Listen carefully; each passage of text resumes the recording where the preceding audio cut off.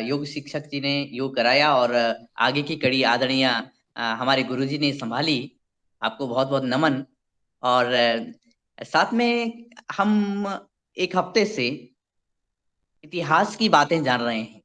अपने गौरवशाली इतिहास के बारे में जानना और भी गौरवशाली हो जाता है, क्योंकि हम एक सभ्य समाज की जांच पड़ताल करते हैं और थोड़ा ये भी हो जाता है कि हम कहाँ खड़े थे और कहाँ खड़े हैं। इसी सिलसिले में ये और बातें सभी इस मंच पे। करते रहिए। जी, इसी मंच पर क्या मेरी आवाज वहां पे आ रही होगी दीदी? जी जी, आवाज आ रही है। तो मगर इस मंच। जी, प्राणायाम इस करते मंच। रहिए फिर। हाँ जी जी जी, प्रणाम के साथ साथ हम आगे की बातें जारी रखते हैं। और ये मंच आदरणीय सदस्यों का ये कहना था कि हम अपने गौरवशाली प्राचीन इतिहास को समझें, जानें और उस पे बातें चर्चा चल रही हैं। आज इसी सिलसिले में हमारे साथ मुख्य अतिथि हैं। वो इतिहासकार हैं, पुरातत्वविद की कई विधाओं को समझते हैं, जानते हैं। और खास बात यह है कि इतिहासकारों के परिवार से हैं। एक भारत में बहुत ही जाने माने इतिहासकार और पुरातत्वविद हुए हैं, पंडित सुरेंद्र मोहन मिश्र जी। और उन्होंने अलग अलग जगह से जो प्राचीन भारतीय कलाकृतियां, साक्ष्य इकट्ठा करते गए और बहुत अच्छा संग्रहालय उन्होंने बनाया। उन्हीं के बेटे श्री अतुल मिश्र जी हमारे साथ इस मंच पर मौजूद हैं। और वो इस समय अपने संग्रहालय में हैं और वहां से कोशिश भी करेंगे कि संग्रहालय को दिखाएं। मैं इस मंच के माध्यम से आपको यानी आज के मुख्य अतिथि जी को, जो कि संभल उत्तर प्रदेश से हैं, चंदौसी में इस समय हैं, अपने अ, जो पुरातत्व जो संग्रहालय है वहां पे हैं।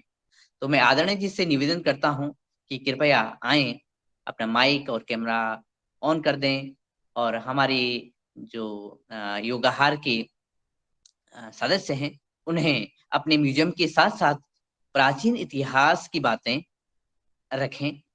और साथ में हमारे आदरणीय सदस्य भी आपसे वार्तालाप करेंगे। तो आदरणीय मिश्र जी, आप तक मेरी आवाज आ रही हो?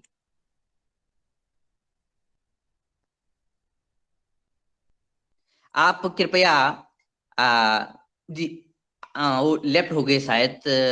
असल में उन्होंने कल शाम को ही अपने मोबाइल में गूगल मीट इंस्टॉल किया, कभी इसको यूज नहीं किया, तो उन्हें थोड़ा परेशानी कुछ लग रहा है, वो अभी लेफ्ट हुए हैं। और वो जब तक जुड़ते हैं तो तब तक मैं आदरणीय रंजना बहन जी से निवेदन करता हूं कि ये वार्ता आप जारी रखें, अथवा आदरणीय पवन सर जी के पास यहाँ जी पहुंच चुके हैं हमारे मुख्य अतिथि जी। और सर, आप माइक ऑन कर दीजिएगा, जो छोटा कैप्सूल है उस पे अंगुली टच कर दीजिएगा। जी जी जी, जी मैंने जी कर दिए। जी सर। के लिए और बहुत सारी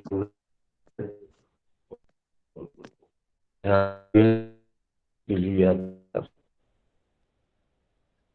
हाँ, आपकी आवाज है। आवाज कम आ रही सर। हाँ, आवाज साफ नहीं आ रही थोड़ा सा।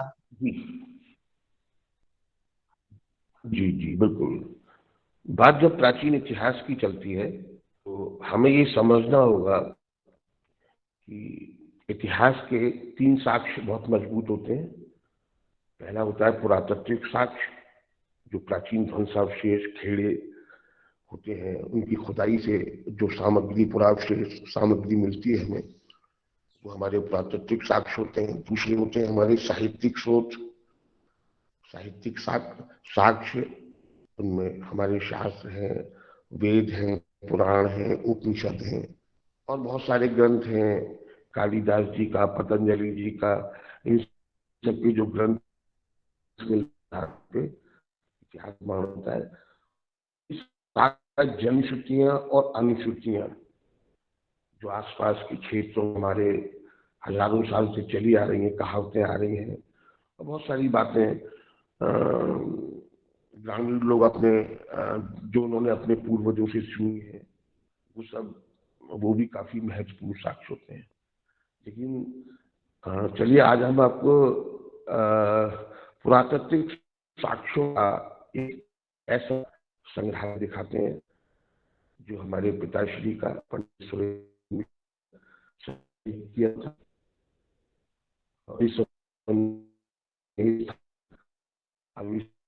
कर दिया तो पहला खाता जाऊँ और मैं बोलता जाऊँ के बारे में।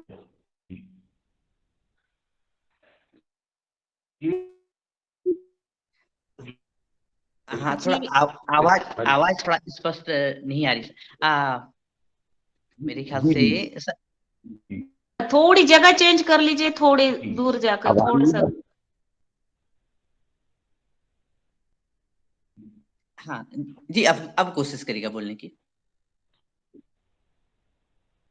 जी, ये हमारे यहाँ के में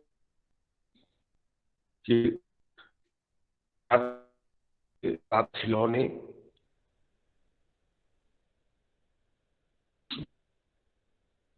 हाँ सर, असल में कुछ जो है ना कनेक्टिविटी, मेरे ख्याल से थोड़ा आवाज आवाज में स्पष्टता नहीं आ रही है, तो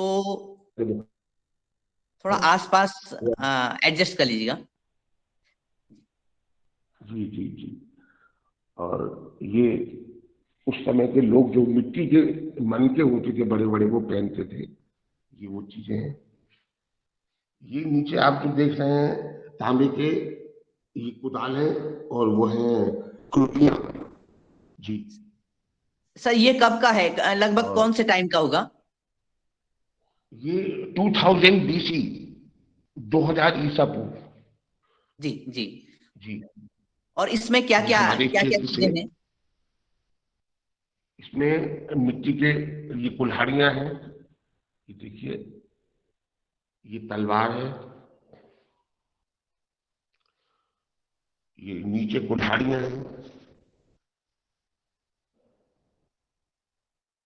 ये युद्ध में भी प्रयुक्त होते थे और कृषि यंत्रों के रूप में भी इनका इस्तेमाल किया जाता रहा।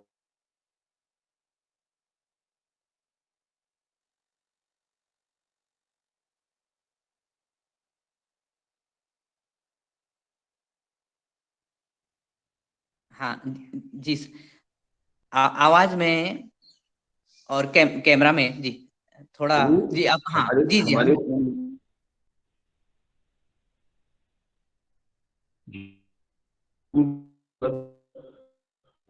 तो ऊर्जा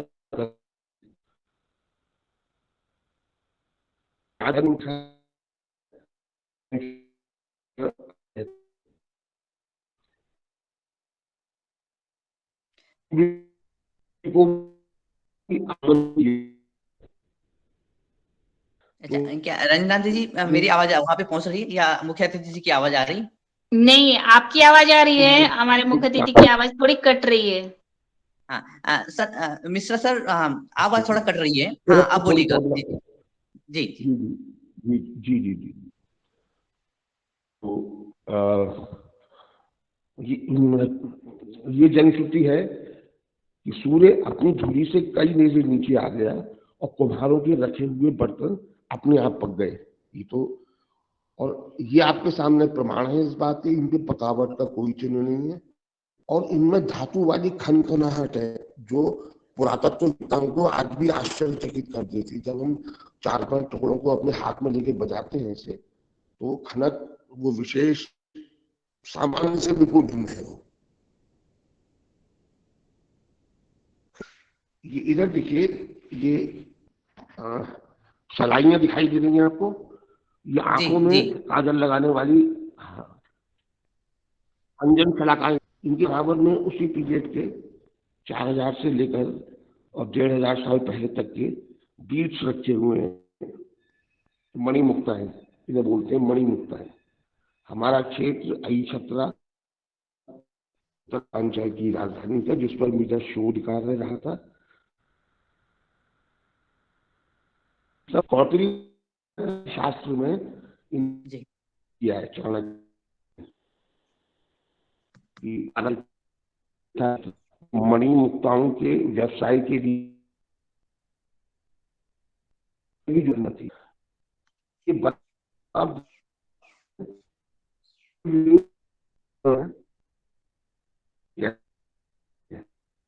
जी हाँ और हाँ, आवाज कट आवाज रही है। आवाज कट रही है सर, आवाज। जी छोटे छोटे से ये हड़प्पा से भी इसी तरह के मिले। हड़प्पा से तो ये ये आप उत्खनन या देखेंगे ये, ये हाँ सर, ये कहाँ से प्राप्त हुए होंगे ये वाले जो आप अभी, ये हड़प्पा कालीन है या कौन से काल के होंगे? हड़प्पा कालीन है। ये हड़प्पा कालीन मतलब वो जो का बता रहा हूँ। जी जी ये हमारे जो हथियार में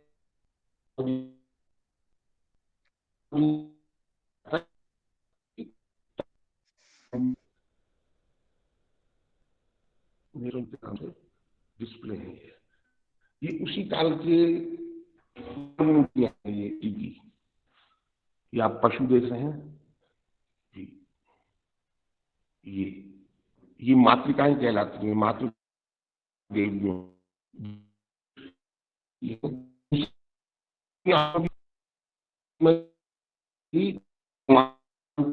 पापा का आंखों की बनावटों के खिलौनों की, तो ये एक चर्चा का विषय बना हुआ है। और इलेक्ट्रॉनिक मीडिया, अब मैं आपके लिए दूसरे शोकेस की तरफ ले चलता हूँ जी। आपको दिख रहा है साहब? हाँ जी सर, जी दिख रहा है जी।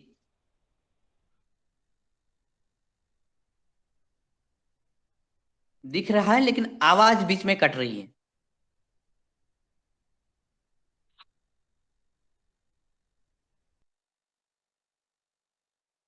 और इस समय आवाज भी नहीं है और दिख भी नहीं रहा है सर जी।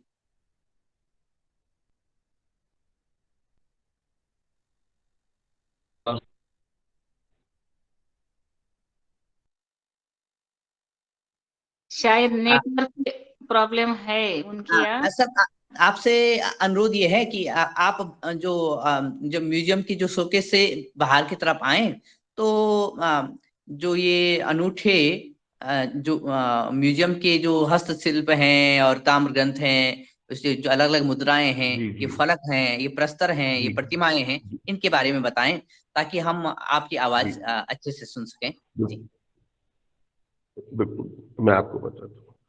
ये पहली शताब्दी से लेकर, फर्स्ट सेंचुरी एडी से लेकर 500 एडी तक, गुप्त काल तक के पुरावशेष हैं। इसमें गणपति हैं, देखिए ये गणपति जी, ये 1500 साल पुराने हैं। और महिषासुर इनके बराबर अलग अलग शीश है। ये हस्ती, हाथी, ऊपर शेर, 1500 साल पुराना गुप्तकालीन। ये उड़ता हुआ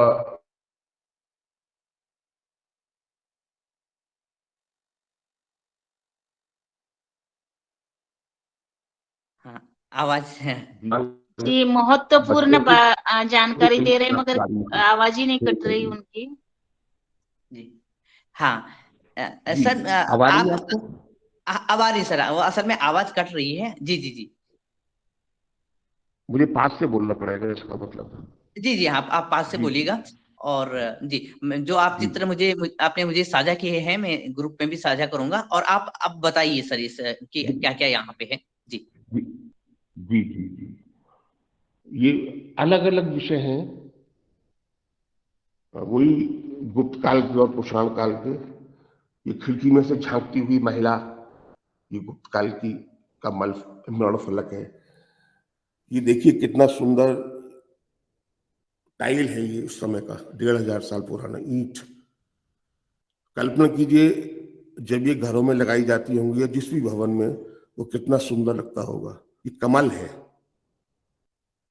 कमल की पंखुड़ियां। अब मैं आपको उस समय की पुरानी ज्वेलरीज दिखाता हूं, तांबे की और अन्य धातुओं की। जी, ये आप ध्यान से देखिए, ये अंगूठियां हैं,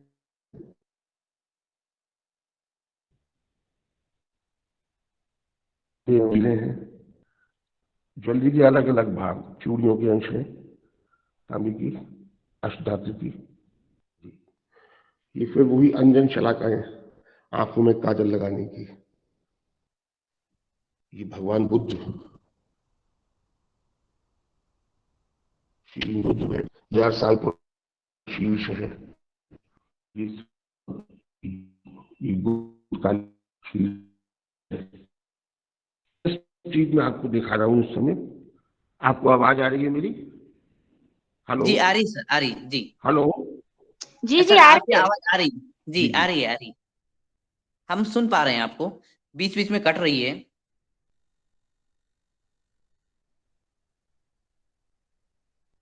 हाँ, आप जब हमसे पूछ रहे हैं तो आपकी आवाज आ रही है और उसके बाद थोड़ा कट रही है जी।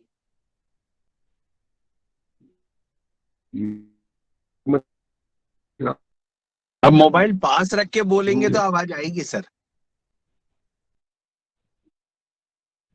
हाँ जी, मोबाइल पास पास रख दीजिएगा सर। हाँ जी सर। ये शतरंज के मोहरे हैं, 4000 साल से लेकर और 1500 साल तक के। उस समय शतरंज खेला जाता था। केवल नेशनल म्यूजिक को भी से मिले हुए।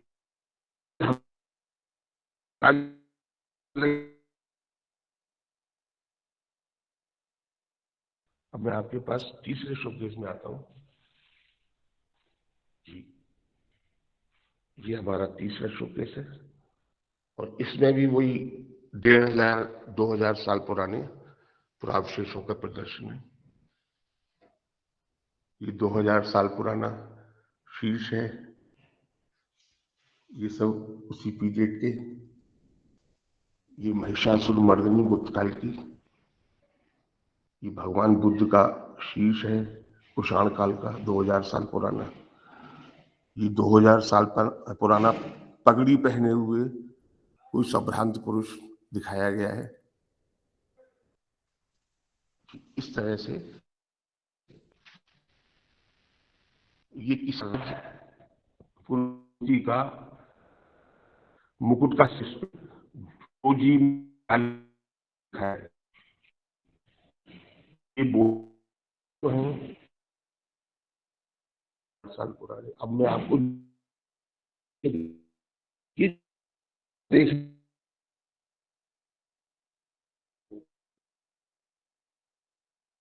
इसी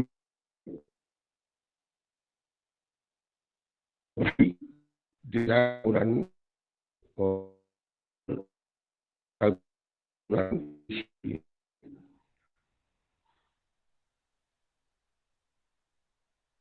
अब आवाज, जो राजू आवाज जी सर जी।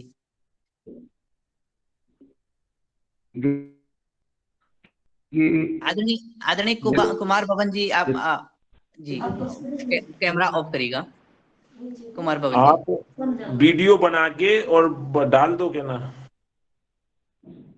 जी ये उसके बाद आवाज बहुत कट रही है। हाँ, आदरणीय अलग अलग मिश्रा मिश्रा दुनिया जी के से सबसे निवेदन पुराने।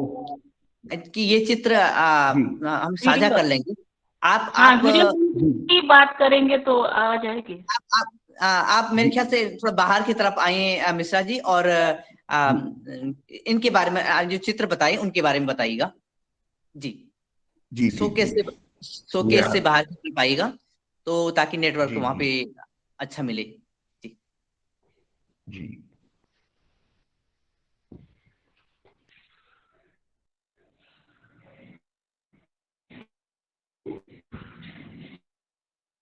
मैं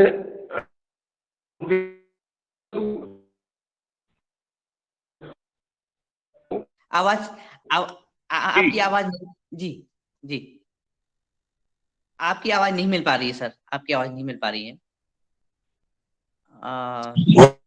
बहुत उपयोगी जानकारी है लेकिन आवाज नहीं आ पा रही है। आवाज नहीं पा रही। सर से अनुरोध है कि सर आप ऊपर की तरफ, जो आपका घर के ऊपर वाला हिस्सा है जहाँ से आप डाइनिंग रूम, वहां से आवाज अच्छी आएगी, तो कृपया वहां से ही बात रखेंगे तो ये बहुत महत्वपूर्ण जानकारी है। और लेकिन जहाँ पे आप हैं खड़े वहां पे नेटवर्क नहीं आ रहा है। और आपने जो इंडियन जर्नल ऑफ आर्कियोलॉजी ने भी जो आपका ये जो म्यूजियम है उसके बारे में बताया कि ये अब तक का सबसे बड़ा म्यूजियम में से एक है, जो निजी निजी म्यूजियम है। जी जी। जी और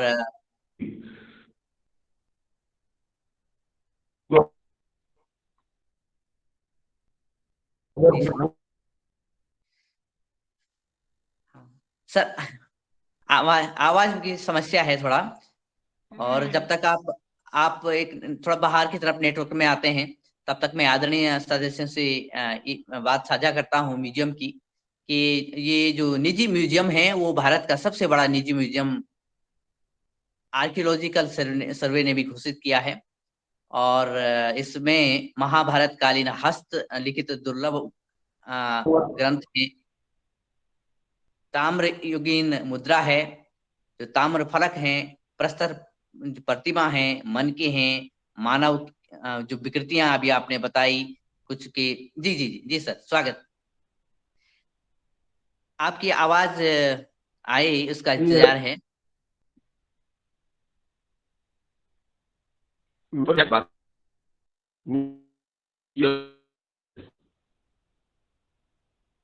आप कैमरा ऑफ करके बात रखिएगा सर, मेरे ख्याल से क्या पता आवाज आ जाए।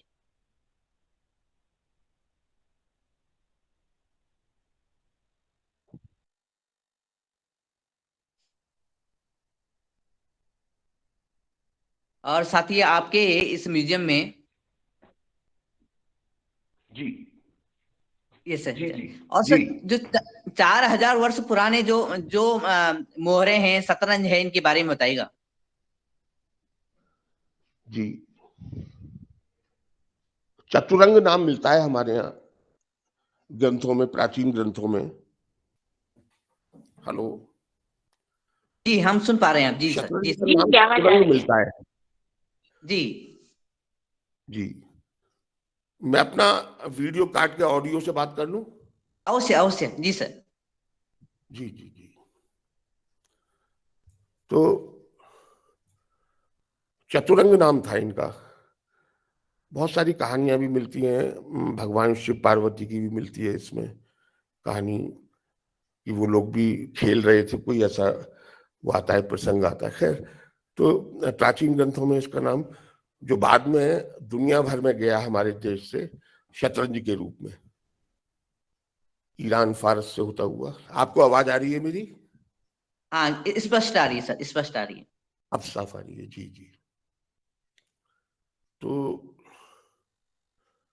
ये वो पुरावशेष है। और पापा ने अपना पूरा जीवन हमारा इसके लिए समर्पित कर दिया था। उनका शौक भी था, जुनून भी था, जो बाद में, और आज ये देश का सबसे बड़ा कलेक्शन कहलाता है निजी तौर पर टेराकोटा का। इसमें 50,000 से ज्यादा आर्टिफैक्ट्स हमारे पास हैं, जिनकी कैटलॉगिंग भी हो चुकी है, और जर्नल ऑफ आर्कियोलॉजी वगैरह में भी इनको किया जा रहा है। तो मैं आपको बता रहा था, अमिताभ बच्चन ने एक पत्र लिखा था, उसमें उन्होंने शिक्षा मंत्री को लिखा था उस समय जब ये सांसद थे दिल्ली। तो उन्होंने लिखा था कि ये देश का सबसे बड़ा संग्रह है और इसको पुनर्स्थापित किया जाए, लेकिन वो बात आई गई होगी।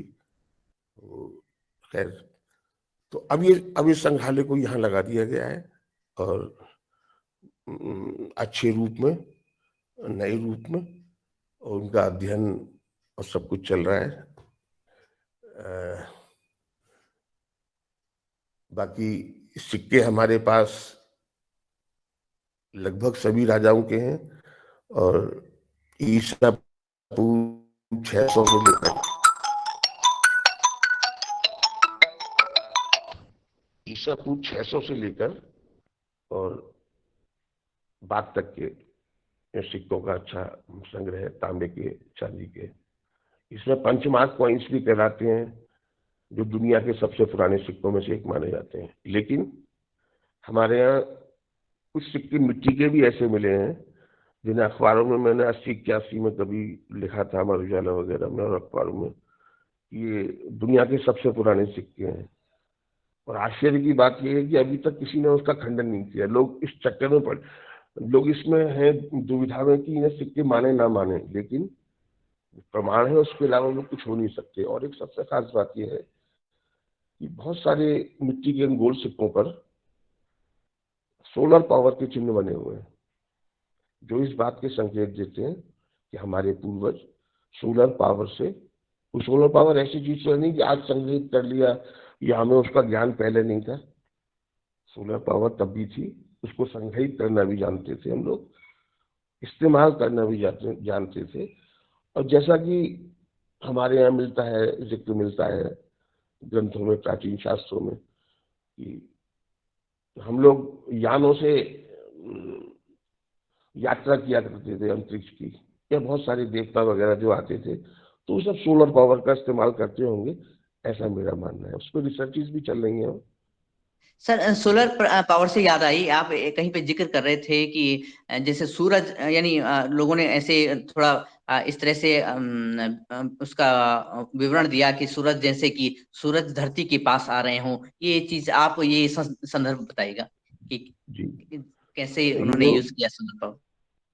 नहीं, दोबारा से कहिएगा, मैं अभी समझ नहीं पाया बात आपकी। हाँ, ये बात कहीं ऐसे भी लगता है कि लोग सोलर पावर का इस्तेमाल करते थे, लेकिन जी उसे इस तरह से उसका अलंकरण करते थे कि सोलर की शक्ति है, सूरज की रोशनी से वो जैसे काम में लेते होंगे, तो ऐसे लगता था कि जैसे सूरज जो है वो पृथ्वी के पास आ जाता है, इतने कुछ इस तरह से। जी क्या जी ऐसा जी। है? वो उसे ये राजा जन्मेजय के नाग यज्ञ से जोड़ा जाता है उस कहानी को। राजा जन्मेजय ने जब नाग यज्ञ किया था, तो उन्होंने सूर्य को आमंत्रित किया था अपने यज्ञ में।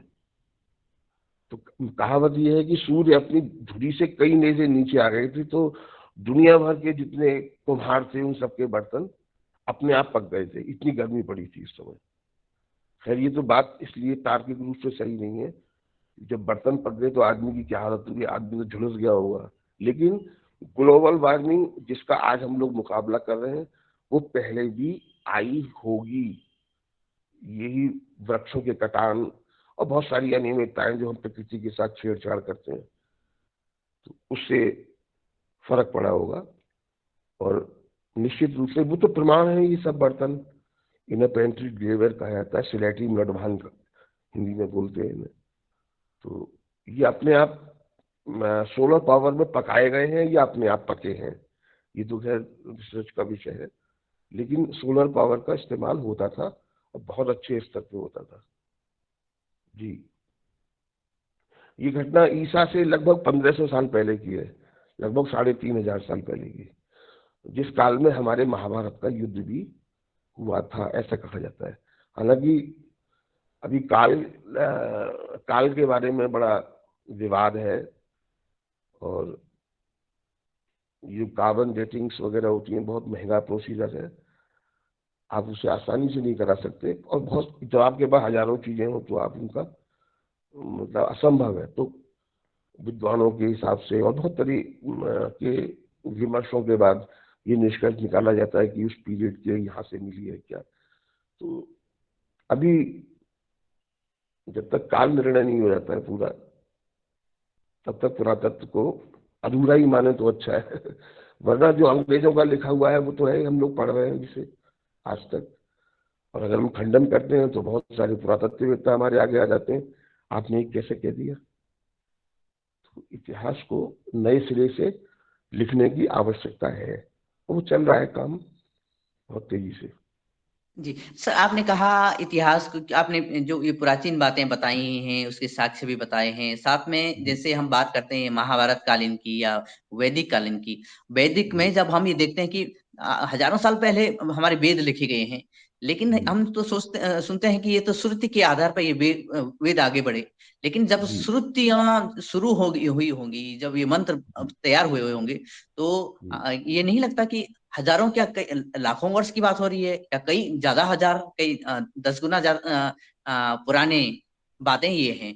तो आपका इस पे क्या कहना होगा, ये कितने पुराने, अनुमानतः है कितने पुराने हैं? हालांकि तो वैज्ञानिक के तथ्य पे तो काम जी जारी है। जी जी जी। साहित्यिक स्रोतों से हम लोग ये जान लेते हैं कि उस समय कौन कौन सी घटनाएं किस तरह की हुई ना, बहुत सारी बातें।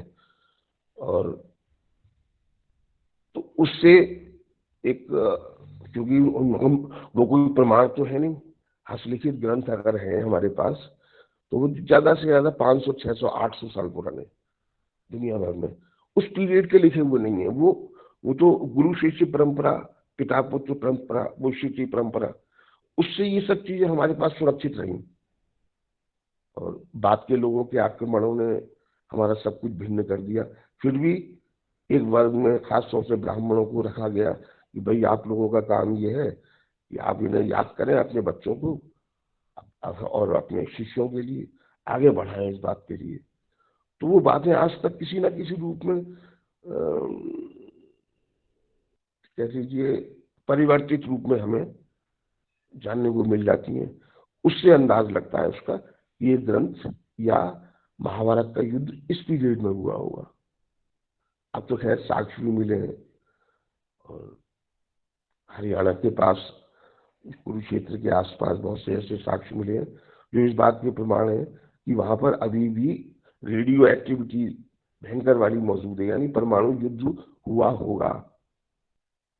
जब आप सोलर पावर को इस्तेमाल करने का अच्छे वो जान सकते हैं, अच्छे से जान सकते हैं विभिन्न चीजों में और विभिन्न रूपों में उसे इस्तेमाल करने, तो परमाणु तो कोई ऐसी कोई खास चीज है नहीं। और ये वहाँ की एक्टिविटी वो बताती हैं, रेडियो एक्टिविटीज जो वहाँ की धरती में मिलती है कुरुक्षेत्र की, यही ये हिरोशिमा नागासाकी पे जो हमला हुआ था वहां भी वही स्थिति है। तो ये कहना कि लाल हो गया था, जमीन लाल हो गई थी सारी, वो खून नहीं था, वो रेडियो एक्टिविटी की वजह से या कोई युद्ध ऐसा हुआ होगा। अब देखिए इसमें तो कल्पना भी चलती है, गैस भी लगाए जाते हैं, लेकिन जब प्रमाण मिल जाते हैं तो उन्हें फिर मानने से इनकार नहीं करना चाहिए। जबकि वामपंथी और बहुत से पुराने इतिहासकार इनसे इत्तेफाक नहीं रखते, वो कहते हैं सब झूठ है। वो तो राम को ही झूठ मानते थे, लेकिन अब सब प्रमाण मिलने लगे हैं रामायण और महाभारत काल से जुड़े हुए, वैदिक काल से जुड़े हुए, वैदिक काल से पहले के हमारे देश में वो सारे प्रमाण धीरे धीरे उपलब्ध हो रहे हैं। फिर लोग अध्ययन कर रहे हैं, पहले अध्ययन नहीं करते थे अपने डिग्री लिख, क्योंकि आपके अध्ययन का कोई सेंस नहीं था। आप कोई इतिहासकार नहीं बन सकते थे जब तक कि कांग्रेस या दूसरे इतिहासकार आपको पास न कर दें।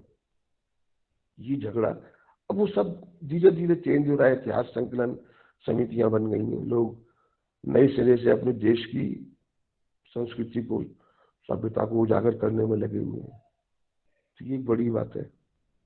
जी, आप उन कई लोगों को जानते हैं जो नए सिरे से इस सांस्कृतिक और ऐतिहासिक संकलन पे अध्ययन कर रहे हैं, कार्य कर रहे जी हैं, समितियों पे कार्य बिल्कुल कर रहे हैं। और तो मैं बिल्कुल। इसी बात के साथ आपकी वार्ता पहुंचाता हूं। आप सुन रहे हैं पतंजलि ऑर्गेनिक रिसर्च इंस्टीट्यूट से आदरणीय श्री पवन कुमार जी। तो मैं उनसे अनुरोध करता हूं कि आप इस वार्ता को साझा करिएगा, और फिर साथ में अन्य सदस्य भी आपसे वार्तालाप करेंगे। आदरणीय श्री पवन कुमार सर जी। जी नमस्कार। ओम नमस्कार पवन जी। सुप्रभात। नमस्कार अतुल जी का बहुत अभिनंदन। और न केवल आपका अभिनंदन है, आपके जो परिवार ने जो ये कार्य इसको संजोने का कार्य किया है।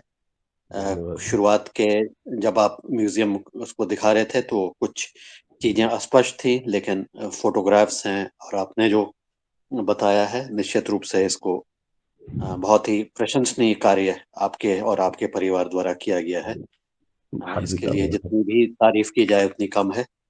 और हमारा ये जो कड़ी आजकल इस पतंजलि योगा हर कार्यक्रम में हम जो प्राचीन इतिहास को समझने करने का प्रयास कर रहे हैं, समझने और सुनने का और उसके बारे में और जानकारी लेने का, तो इस कड़ी में आपने भी आज अपना इतना महत्वपूर्ण उद्बोधन आज दिया है, क्योंकि यह जो इतिहास से संबंधित इतनी सारी भ्रांतियां, इतनी सारी चीजें, इतनी सारी गलत तरीके से यह जो छुपाई गई हैं, नहीं बताई गई हैं, इसको हम जी, पुनर्जीवित करने का पहले तो आप मानसिक रूप से सब समझने का प्रयास कर रहे हैं, सीखने की अभी दौड़ में हैं। और इस सीख में आपने हमारे सबको आज यह सब दिखाया भी है, बताया भी है, तो यह बिल्कुल बहुत बढ़िया है। और मुझे लगता है कि आपके इस म्यूजियम के बारे में बहुत सारे लोगों को मालूम होना चाहिए। और जब भी वह यहाँ पर, जैसा आपने बताया कि अब परिवर्तन हो रहा है और धीरे धीरे दिखने को लग रहा है, तो ऐसे हमारे साथी और अन्य लोग जो नहीं जानते थे, हमें भी जानकारी नहीं थी, तो आपके म्यूजियम को देखने के लिए आए ऐसा, और वहां से समझें, अपने इतिहास को समझें, गौरवशाली इतिहास को समझें।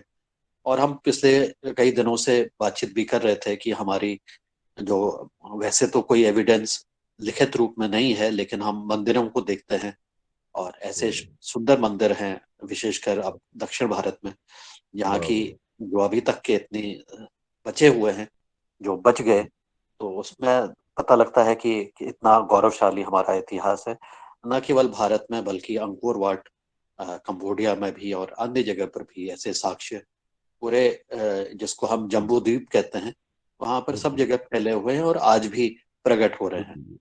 तो जी, ये जी, सब चीजों को हम निश्चित रूप से और अच्छा तरह से अभी अपनी बहुत समझ बना रहे हैं। और मुझे लगता है कि हमारे जो भी साथी आज जो भी जुड़ रहे हैं, इस प्राचीन इतिहास को समझने का प्रयास कर रहे हैं, उनको बहुत अच्छा लग रहा होगा। और रोज नए इस तरह से जो हमारे अनुभव आ रहे हैं, तो इसके लिए आप सब बहुत बधाई के पात्र हैं। दिनेश जी को भी बहुत बधाई है, जी, क्योंकि उन्होंने आपको ढूंढा और आपको हमसे मिलवाया। तो जी, ये अरे, ये बिल्कुल तो मेरा सौभाग्य है। अब आप सबके दर्शन हो रहे हैं। जी। तो हम इस तरह से यह हमारी जो सीखने की हमारी जो जिज्ञासा है और हमारी जो हमने ध्येय बना रखा है, ये जारी रहेगा निरंतर। इसमें बहुत- हम ढूंढ रहे हैं, प्रयास कर रहे हैं, और मुझे लगता है कि हम धीरे धीरे इसमें मानसिक रूप से जब हम तैयार होंगे अपने इस चीज को समझने के लिए, तो हम इसको आसपास अपने पड़ोसी, दोस्त, मित्र, परिवार, इनको भी बताते हुए अपनी जो प्राचीन सनातन संस्कृति है, उसके ऊपर हम गर्वित होंगे, गौरवान्वित होंगे। तो आज के लिए मुझे इतना ही कहना है। मैं सवेरे योग कक्षा में पूर्ण रूप से नहीं जुड़ पाया था, क्योंकि ड्राइव कर रहा था, और लेकिन हमारी यह कड़ी निरंतर चल रही है और चलती रहेगी। इतना कह के मैं अपनी वाणी को विराम देता हूँ। चर्चा चर्चा जारी रखते हैं। नमस्कार। ओम। धन्यवाद। धन्यवाद। जी ओम। रमेश मेहरा, नर्मदापुरम, मध्य प्रदेश से।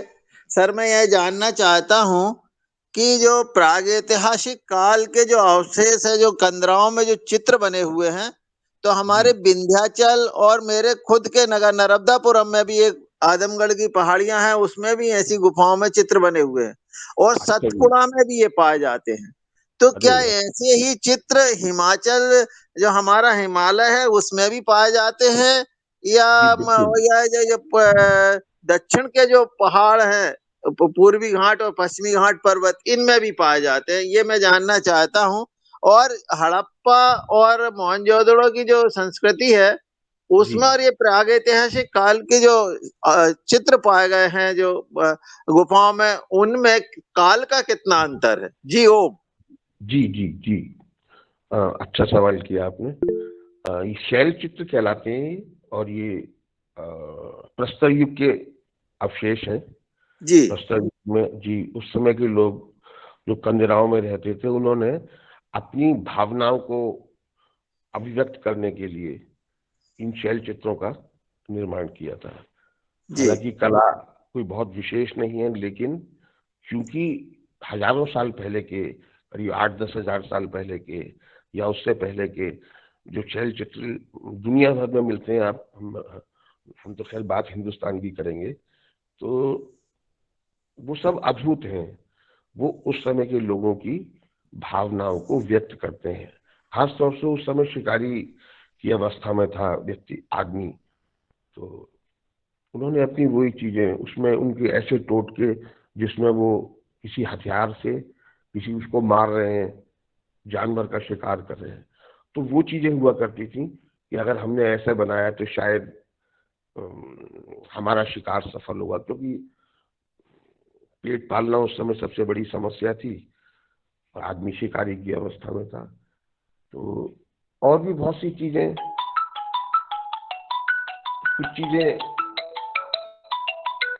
कुछ चीजें ऐसी भी मिली हैं उसमें जिन्हें लोग पुरातत्ववेत्ता, इतिहासकार एलियंस से जोड़ते हैं, परग्रहियों से। तो सवाल ये उठता है, क्या हम लोग परग्रहियों के संपर्क में थे उस समय, या परग्रही यहाँ आए थे? बहुत सी ऐसी फिगर्स मिलती हैं जिसमें उड़न तस्तरी भी है, किसी ह्यूमन की फिगर बनी हुई है, उसके सिर पे एंटीना से निकाल दिए हैं उन्होंने। तो ये जो कल्पनाएं बाद में की गई उड़न तस्तियों की और एलियंस की, परग्रहियों की, तो उन सब पे रिसर्च चल रही है अभी।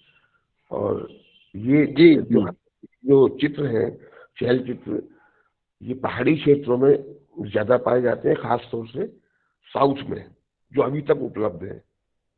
और अभी तो रिसर्चेस चल रही हैं, जैसे आपने कहा भी आजमगढ़ के पास, तो अगर मुझे उसके फोटो भेज दें या अवेलेबल करा दें किसी तरह, तो मतलब बहुत जी अच्छा जी लगेगा। जी हमारे मध्य प्रदेश में सर, जी, मध्य प्रदेश में भी काफी जगह है, नाम तो मैं भूल रहा हूँ, शायद भीमबेटका शायद वही है। हाँ आप ही की तरफ है ना भीमबेटका? जी जी भीमबेटका वहीं है सर, पास में ही है। हमारे यहीं पे है सर, भोपाल के हाँ, पास। तो भीमबेटका की लगभग गुफाएं। 28 गुफाएं हैं सर वहाँ, जी जी जी जी जी ज्यादा ही है और जी। तो और नर्मदापुरम जो आज होशंगाबाद जो है, इसमें एक पहाड़िया है, उसमें भी 5-7 गुफाएं हैं सर। यहाँ पर भी ये शैल चित्र हैं। अच्छा, उनके बारे में अभी आया नहीं अखबार वगैरह में, मीडिया में?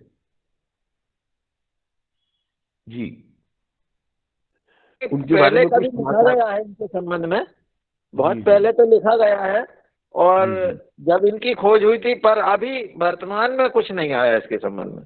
अच्छा अच्छा, जी जी जी जी। हाँ, तो वो बड़ी महत्वपूर्ण जगह है और उनके फोटोग्राफ्स क्या पूरी कंदराओं को ही सुरक्षित करना चाहिए कायदे में, तो लेकिन वो सर पुरातत्व उनके उसमें हो गई। अब तो उसमें मतलब उनने बहुत इंतजाम कर दिया। पहले तो उसको क्या है कि पत्थर निकाल निकाल के नष्ट कर रहे थे, बाद में जब इन शैल चित्रों को देखा गया तो उसको संरक्षित कर दिया गया है। वाह वाह वाह वाह। जी, मेरी जानकारी में था थोड़ा सा, तो ये अच्छी बात बताई आपने कि अब पूरी तरह संरक्षित कर दिया गया है। बहुत जरूरी है, क्योंकि हमारी कड़ियां इतिहास की वहीं से जुड़ती हैं फिर। जी, और ये मिलते हैं, पहाड़ों पे भी मिलते हैं, अल्मोड़ा के पास मिले हैं कई जगह शैल चित्र मिले हैं, पिथौरागढ़ की तरफ भी मिले हैं। पर जैसे हिमालय को नवीन बलित पर्वत कहते हैं, तो सर इसमें भी है या नहीं है? बस मैं इतना जानना चाहता था, क्योंकि ये तो बहुत पुराने पर्वत है, विंध्याचल और सतपुड़ा। जी जी। हिमालय को नवीन बलित कहते हैं। हाँ, जो हमारा जो कुमायूं क्षेत्र है और ये गढ़वाल क्षेत्र है और आगे तक चला गया, ये आगे की जो बेल्ट है जिसकी तराइयों में हम लोग मुरादाबाद इस साइड में रहते हैं, इस साइड के जो पहाड़ है ये कच्चे पहाड़ कहलाते हैं। जी, ये बहुत बात की है। जी 50,000 साल पहले जो परिवर्तन हुआ था लगभग, जो कहा जाता है ये जो प्लेट्स का हुआ था, उससे हिमालय, जो हमारे यहाँ कहानी भी आती है समुद्र मंथन की, बहुत सारी बातें, जी तो ये उस समय जो परिवर्तन हुआ, तो ये हिमालय कि चाइना और इस साइड का जो हिमालय है पीछे का हमारे, वो असली हिमालय है, बूढ़ा हिमालय, जी जहाँ कैलाश और हमारे तीर्थ है। जी जी आदरणीय पवन सर जी का हैंड रेज था और उनके ये बाद आदरणीय दुबे जी। जी हाँ, मैं ये बता रहा था कि ये जो भीमबेटका के जी एक बार जो जिन्होंने इसकी खोज की थी, डॉक्टर मठपाल, जी जी डॉक्टर यशोधर मठपाल, जी जी उनके उनके द्वारा स्वयं ही हमने कई वर्ष पहले, उनका वाह म्यूजियम भी उन्होंने ही बना रखा है भीमताल में। वाह तो जी जी उनका उनके वहां पर मैंने देखा भी है, और उनका जो पुत्र है उसने मेरे साथ पहले काम भी किया है कई वर्ष पहले। वाह तो वाह इसके बारे में हमने अच्छी तरह से समझने का प्रयास किया। और जैसा वाह कि आपने बताया कि अल्मोड़ा की वो जो साइट है, जहाँ पर ये पेंटिंग्स, वॉल पेंटिंग बहुत ऊंचाई पर है, वो काफी जी ऊंचाई पर पेंट किया है, तो ऐसा लगता है कि इतने ऊपर पहुंचे भी कैसे होंगे। तो उसके ऊपर जैसा आपने कहा कि वो भावनाओं को उन्होंने कुरेदने का प्रयास किया है, और तो उससे भी ये पता लगता है। और बड़ी सुंदर सी साइट है, नदी के किनारे है, छोटी सी पहाड़ी सी अरे एक वाह उसके किनारे वो बसा हुआ है, तो लगता था कि वहीं वह रहते थे, और जी अपना जीवन यापन को जो भी उन्होंने वहीं पर ही करते थे, सुरक्षित वाह रूप से वो साइट रहती होगी, ऐसा भी उसमें प्रतीत होता है। वाह तो इस वाह तरह से ये जो फैली हुई हैं, मेरे ख्याल से पेंटिंग्स मानव द्वारा जो निर्मित, इस तरह से उन्होंने अपने भावनाओं को व्यक्त किया है, वहाँ वेल के चित्रित पर्यावरण को, जानवरों को, और भी जो चीजें हैं उन्होंने दर्शाने का प्रयास किया है। तो बहुत बिल्कुल सुंदर उसका एक वर्णन है वहां पर भी। वाह जी, वाह वाह धन्यवाद। जी। बहुत बढ़िया लगा। जी अतुल जी नमस्कार। मैं बने सिंह आर्य, मध्य प्रदेश जिला आगरमालवा से। अरे वाह जी स्वागत आपका। जी ये जो म्यूजियम जो आप पुराने लोगों का जो इतिहास दिखा रहे हैं, जी इसके संदर्भ में मैं थोड़ा सा जानकारी देना चाहता हूँ आपको। जी स्वागत महाभारत आपका। काल के जो पांडवों की जो प्राचीन इतिहासकार जो हमारे क्षेत्र में बहुत सारी जगह पहाड़ियों पर है, जी उनका शिव मंदिर भी प्राचीन है, स्तर में हमारे यहाँ बहुत पूजनीय है। अरे वाह और वो जब गुल्ली डंडा खेलते थे तो खेलते खेलते वो बच्चे बच्चे खेलते ना, वो खेलते खेलते वो उन्होंने किसी पानी में डाल दिया था। ऐसे एक बहुत बड़ा बांध है हमारे क्षेत्र में, वहां पर उन्होंने गुल्ली डंडा जो डाला था वो जी आज भी वर्तमान में विद्यमान है वहां पे। अच्छा जी लकड़ी का। वो उसका वो पूरे इसके बने हुए हैं, पूरे इसके पत्थर के बने हुए अच्छा हैं पूरे गुल्ली डंडा। अच्छा और जहाँ जहाँ पे वो अज्ञातवास रहे हैं वहां पे उन पहाड़ियों में सभी ने उन्होंने उनके मकान है, उनके रहने के, ये आप कहाँ भोजन का बनाने जिक्र की कर रहे हैं सर? भोजनशाला।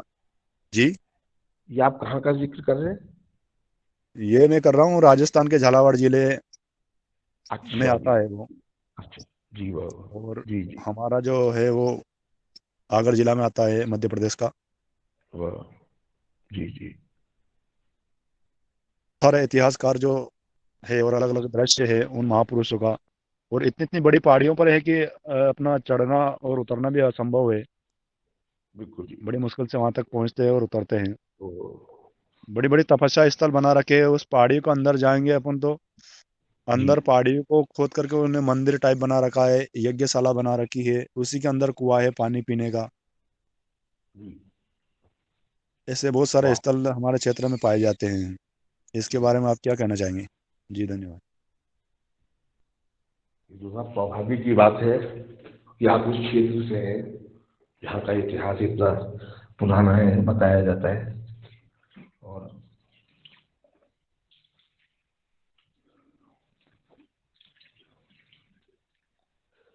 ये जो कहावतें हमारे यहाँ होती हैं या जनश्रुतियाँ,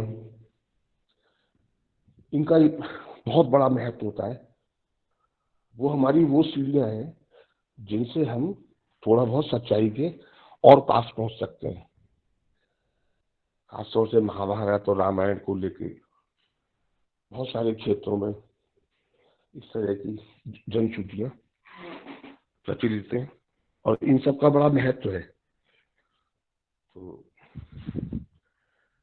अब पुरातात्विक स्रोत आपके यहाँ से कितने पुराने मिलते हैं, वो सबसे ज्यादा महत्वपूर्ण इसलिए हो जाता है कि उनमें प्रामाणिकता होती है, और साहित्यिक स्रोत या जनश्रुतियां उतनी प्रमाणित नहीं होती हैं, लेकिन सीढ़ियों का काम करती हैं वो आगे की रिसर्च के लिए। जी जी आदरणीय। और और आप इसमें जी डॉक्टर दिनेश जी सर, जी दिनेश सर एक मिनट।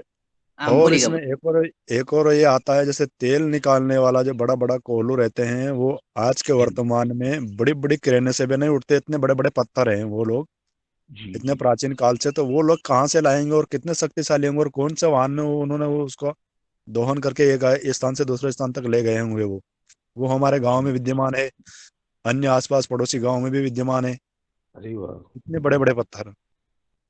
अरे तो उन पे कुछ शायद बना वो हुआ? हमारे पड़ोसी गांव में मैं जब भी जाऊंगा उसका पूरा वीडियो बना करके मैं ग्रुप में भी सेंड करूंगा। अरे वाह, बहुत बड़ी बात हो जाएगी। तो बहुत जी जानकारियां मिलेंगी सर उससे। जी जी जी धन्यवाद इस साझाकरण के लिए। और साथ में डॉक्टर किशोर दुबे जी हैं। और सर जी आप वार्ता संयुक्त वार्ता जारी रखें जी। धन्यवाद दिनेश जी। आज जो अतुल जी ने जानकारी दी, बहुत ही मतलब रोचक है, प्रेरणादायी है। नहीं, अतुल सर, मैं आपसे नमस्कार सर, द्विवेदी जी नमस्ते नमस्ते। सर। हाँ, मैं मेरे मन में जो दो सवाल आते हैं उसके जी बारे में मैं आपसे जानकारी चाहता हूँ, क्योंकि आप तो बिल्कुल। हिस्ट्री के घराने से हो और हिस्ट्री के मतलब जानकार भी हो। जी एक तो अभी भी भारत की जो व्यवस्था है, जी शिक्षा प्रणाली, अभी जी रिसेंट मुझे पता नहीं है, लेकिन जी जी मैं जब से छात्र था और जी कई सालों तक मैंने देखा है, जी हिस्ट्री का सेक्शन अलग है और जी एंशियंट हिस्ट्री एंड कल्चर का सेक्शन अलग है, बिल्कुल जो जी, यूनिवर्सिटी में बिल्कुल भी है। बिल्कुल बिल्कुल जी तो एंशियंट हिस्ट्री और कल्चर, इसका सेक्शन जी अलग रखने से कई चीजें जी ऐसी हुई कि हिंदुस्तान जी में जो भी प्राचीन चीजें थी उनको जी करिकुलम में, यानी स्कूल करिकुलम और यूनिवर्सिटी करिकुलम में लाया ही नहीं गया। और जो भी बिल्कुल जी चीजें हिस्ट्री में लाई गई वो जी विदेशी मूल की लाई गई, और अपने इतिहास से, अपने जो खुद का राष्ट्रीय इतिहास था उससे जी पूरे पीढ़ियों को वंचित रखा गया। तो बिल्कुल इसके सही बारे किया। में हिस्ट्री वाले लोगों ने पहल क्यों नहीं की, और इस जी संदर्भ में यदि पहल की है तो उसमें क्या व्यवधान आए, इसके बारे जी में आप प्लीज बताइए। वाह धन्यवाद। वाह, आपने बहुत अच्छा सवाल किया द्विवेदी जी। दरअसल हम लोगों ने जो इतिहास पढ़ा वो या तो अंग्रेजों का लिखा हुआ था या अंग्रेजों की पिट्ठुओं का लिखा गया बाद में। फिर अब ये भी कह सकते हैं कि जो बाद में काले अंग्रेज हमारे यहाँ रह गए, जिन्हें हम काले अंग्रेज बाद में तक कहते रहे, उन लोगों से लिखवाया गया, वामपंथियों से लिखवाया गया। तो उन्होंने उसे इतना तोड़ मरोड़ दिया। पहली बात तो हमारी भावनाओं से, हमारी धार्मिक मान्यताओं से उनका कोई लेना देना नहीं था। उन्हें रामायण महाभारत सब झूठी बातें थी, सब बकवास थी। हम लोग बिल्कुल बेकार थे, हम लोग कुछ नहीं कर सकते थे, हम लोग केवल गुलाम रहने के लिए पैदा हुए। तो इस तरह की भावनाएं जब इतिहास के उसमें डाली जाती हैं किताबों में, तो उससे जो राष्ट्रवादी बच्चे उस समय भी रहे होंगे, आज भी हैं, अब तो खैर राष्ट्रवाद की लहर चीत हो गई है, तो वो कितने कष्ट में रहे होंगे। तो वो कष्ट मुझे भी रहा। मैं बहुत सी चीजों से इत्तेफाक नहीं रखता था, लेकिन चूंकि फलाने इतिहासकार की किताब है या फलाने ने लिखी है तो मानना पड़ता था। कुछ इतिहासकार ऐसे थे, डॉक्टर सत्यकेतु विद्यालंकार थे, कुछ साउथ में थे, महाराष्ट्रियन थे, कई इतिहासकार जिन्होंने सच लिखने की कोशिश की। लेकिन कांग्रेस के शासनकाल में या 60-70 साल पहले, जिनका भी कांग्रेस का ही था, तो उसको दबाया उन्होंने, उसे बिल्कुल अलग कर दिया गया उन्हें मुख्य धारा से। और वो लोग फिर शांत बैठ गए। फिर उन्हें कौन, जब कोर्स में ही आप नहीं पढ़ा रहे हैं तो किताबें कौन पढ़ता है। इस तरह का हमारे यहाँ का माहौल रहा। अब उसमें काफी अंतर आया है, लोग अपने आप दौड़ रहे हैं। मैं तो ये देख रहा हूँ पिछले 8-10 सालों में इतनी वेबसाइट्स बन गई हैं आर्कियोलॉजी की, हिस्ट्री लवर्स की ग्रुप्स बन गए हैं इतने सारे व्हाट्सएप पे, जो इतिहास के लिए पागलों की तरह काम कर रहे हैं, जुनून लोगों में। मैं आपके लिए एक छोटा सा उदाहरण देता हूँ। एक मिस्टर विजय कुमार जी हैं, डीजीपी उत्तर प्रदेश। उनका विषय नहीं है पुरातत्व इतिहास, लेकिन वो 15-16 साल से इसके लिए इस कदर समर्पित हैं कि पुरातत्वविद आश्चर्य करते हैं कि ये आदमी है क्या। तो इतिहास के प्रति जो जुनून मैं मिस्टर विजय कुमार में देखता हूँ। इन्होंने अपना journal of archaeology in India भी बनाया हुआ है, उसमें भी प्रकाशित करते हैं, और देश भर के खास म्यूजियम, खासतौर से यूपी के आसपास के म्यूजियम्स का सर्वे करते हैं। वहाँ सब चीज़ों की फोटोग्राफी खुद करते हैं, उनके साथ टीम भी होती है। तो वो एक बड़ा काम है, और वो 8 बजे के बाद 2-3 बजे तक करते हैं वो काम, अपनी नौकरी से अलग। तो ये अगर जुनून हमारे देश में हर बच्चे के अंदर ये पैदा हो जाए इतिहास के प्रति, अपनी कल्चर के प्रति, तो हम बहुत बड़ी बात कर लेंगे अपने इतिहास को लेके। जी सर, इसी से जुड़ा छोटा सा सवाल है मेरा कि ये हिस्ट्री में ही ऐसे 2 पार्ट, और हिस्ट्री वाले टीचर्स ने और या यूनिवर्सिटी प्रोफेसर्स ने सब मान लिया, या ऐसा विभाजन किसी भी दूसरे शाखा में नहीं है? यानी ओल्ड लैंग्वेज और न्यू लैंग्वेज ऐसे 2 डिपार्टमेंट भी कहीं नहीं है, ओल्ड साइंस न्यू साइंस ऐसा भी कहीं नहीं है। तो मेरा एक छोटा सा सवाल है, इतने ढेर सारे हिस्ट्री के प्रोफेसर्स है, टीचर्स है, और उसके अध्ययन करता है, इन्होंने ऐसे विभाजन को कैसे मान लिया और इसका विरोध कभी क्यों नहीं किया, और एंशिएंट हिस्ट्री इसका हिस्सा बने, ऐसी पहल क्यों नहीं किया अगर हम डेमोक्रेसी में है तो? बिल्कुल सही कह रहे हैं आप। दरअसल एंशिएंट हिस्ट्री के लिए सोर्सेज ढूंढना बड़ा मुश्किल और बड़ा डिफिकल्ट होता था स्टूडेंट्स के लिए पहले भी। अब वो कहाँ कितने म्यूजियम्स देखेंगे और कैसे? या तो ये है कि जो पढ़ लिया बस वो प्रमाण है, या फिर ये है कि ललक इतनी हो कि आप सारे म्यूजियम्स देखें। अब वो सुविधाएं हमारे लिए उपलब्ध हो गई हैं गूगल पे और बहुत सारे माध्यमों से, सोशल मीडिया से। तो हाँ, ये गलत है। ये हिस्ट्री को ancient history, medieval history, modern history, इन विभागों में नहीं बांटना चाहिए था। हिस्ट्री है, लेकिन हाँ, एंशिएंट हिस्ट्री इसमें कोई संदेह नहीं है, बहुत दिलचस्प है, और इसमें आदमी को बिल्कुल डूब जाना पड़ता है, वरना तो हिस्ट्री वो रटने वाली रह गई है केवल कि उन्होंने किस सन में क्या किया, अंग्रेजों ने और मुसलमानों ने क्या किया, या और लोगों ने क्या किया। हमारे पूर्वजों ने क्या किया इसको जानने की कोई किसी के अंदर, आज भी आप देखेंगे तो एंशिएंट हिस्ट्री में 10-15% लोग केवल होते हैं जो इन्होंने अपना विभाग बनाए हुए यूनिवर्सिटीज में। बहुत कम लोग एंशिएंट हिस्ट्री लेते हैं। तो वो भेदभाव जानबूझ के किया गया, जो आज भी जारी है। जी सर, मैं नम्र निवेदन यही करना चाहता हूँ कि कम से कम जिन चीजों के बारे में 2 राय नहीं है और यूनिवर्सली एक्सेप्टेड है, ऐसी तो चीजों के बारे में कम से कम हिस्ट्री में उजागर करना चाहिए था। जैसा कि शून्य का शोध है, पाइथागोरस का सिद्धांत है, ऐसे कई चीजें हैं, भास्कराचार्य है, आर्यभट्ट है, ऐसे कई चीजों है कि जिनको माना गया है, ऐसे भी चीजों को हिस्ट्री में नहीं लाया गया। और हिस्ट्री ऑफ साइंस अलग ब्रांच मानी गई और उसको पढ़ाया नहीं गया। तो इसके लिए थोड़ा सा आप जिस पोजीशन में हो और जिस शाखा से हो, तो उस शाखा से हिस्ट्री के लोगों को मिला के आपकी कॉन्फ्रेंसेज होती हो, ऐसी पहल कीजिए। मेरा नम्र निवेदन है कि एंशिएंट हिस्ट्री अभी तो बहुत उजागर हुई है गूगल के माध्यम से, तो कम से कम जिसपे 2 राय नहीं है, डिफरेंस ऑफ ओपिनियन नहीं है, ऐसे चीजों को हम सम्मिलित करें। इसका यदि मूवमेंट आप शुरू करते हो, तो अभी मोदी जी की गवर्नमेंट है जो राष्ट्रवाद पे निर्भर है, तो शायद यही एक सही पीरियड है कि जिसमें ये बात आसानी से हो सकेगी। मेरा नम्र निवेदन है। धन्यवाद। नहीं, द्विवेदी जी, आपने बहुत अच्छी बात कही है और मैं इस बात को बिल्कुल ध्यान रखूंगा। मुझे बड़ा अच्छा लगा कि आपने इतना प्यारा सवाल किया, ये होना चाहिए था पहले से। जी, बहुत अच्छा लगा द्विवेदी जी आपने ये सवाल किया। जी जी ओम सर। रवि सदन आदित्य को सर ने हाथ उठाया है।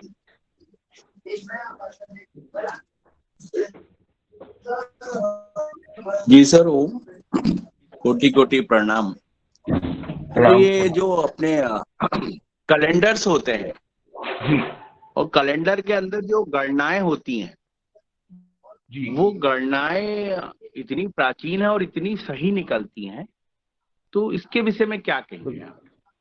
जी नहीं, हमारे यहाँ हमारा जो ज्ञान था हमारे पूर्वजों का वो अपने आप में अद्भुत था, और बाकी दुनिया हम लोगों से प्रेरणा लेती थी। हमारा वो हमारे मतलब उसका हमारे पूर्वजों का वो गौरव था। लेकिन वो सब खत्म किया गया, जानबूझ के किया गया। बहुत सारा गणित का या और चीजों का जो ज्ञान हमारे पूर्वजों को था उसे खत्म करने की एक बड़ी साजिश थी ये, जो बहुत साल से चल रही थी। इस तहत ये सारा सर आज भी विज्ञान है जो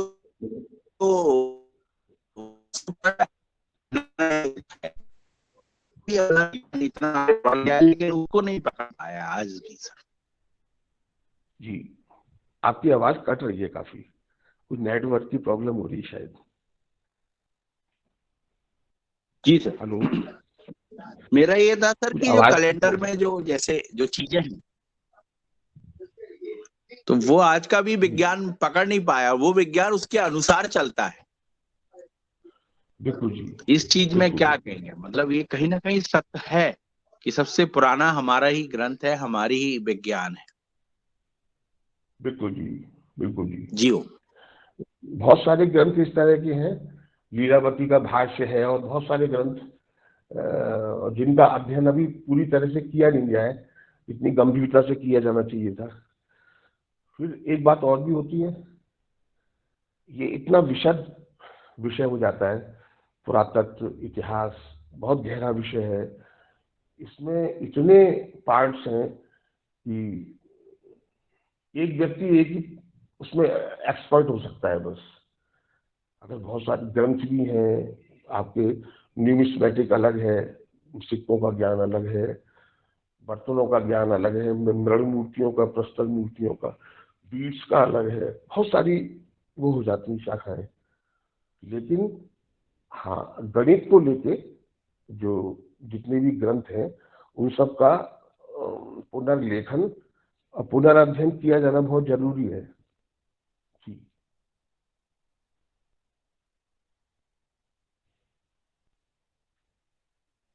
जी अतुल सर, ओम, मेरा नाम रवि आदित्य है, जी बिहार से हूँ। जैसे मुझे एक थोड़ी सी जानकारी सर आपसे चाहिए थी कि जैसे शैल चित्र जो होता है वो पहाड़ों को काट करके बनाया जाता है, तो भित्ति चित्र और गुफा चित्र में सर क्या अंतर है सर? हाँ, ये बहुत बढ़िया बात आपने करी है। ज्यादा तो व्याख्या इतनी कर पाऊंगा मैं इसे, लेकिन हाँ, शैल चित्र और गुफा चित्र और भित्ति चित्र लगभग एक ही स्वर पैदा करते हैं जी। वही शैल चित्र हैं, पहाड़ों पे पहाड़ियों में मिल गए, पत्थर पे बने हुए मिल गए। और भित्ति चित्र आप उन्हें भी कह सकते हैं जो अंदर मंदिरों में भी बने होते हैं, वो भी भित्ति चित्र कहलाते हैं। ये तो अलग हो गया थोड़ा सा। शैल चित्र वही होते हैं जो पत्थर की शिलाओं पे बने होते हैं। गुफा चित्र अगर वो गुफाओं के अंदर है तो मेरे ख्याल से वो गुफा चित्र कहलाते हैं। अच्छा। भित्ति चित्र तो मंदिरों में अंदर भी बने होते हैं।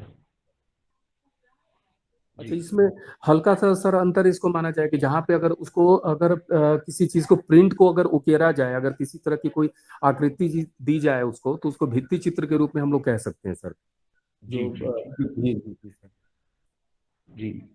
और सर जैसे एक चीज कहना था सर, क्योंकि सर आप तो सर हिस्टोरियन है सर, इस चीज में देख रहे हैं, क्योंकि जैसे अभी दुबे सर ने भी जो सर प्रश्न उठाया कि ज्यादातर 3 भागों में क्यों बांटा गया, तो सर मेरा ऐसा मानना था कि सर ये आप लोग ही इस चीज पे प्रयास कर सकते हैं कि जो एक कठिनाई जो थी ना, कॉम्प्लेक्स जिसको बनाना कहते हैं सर, वो एंशियंट हिस्ट्री को की गई थी सर।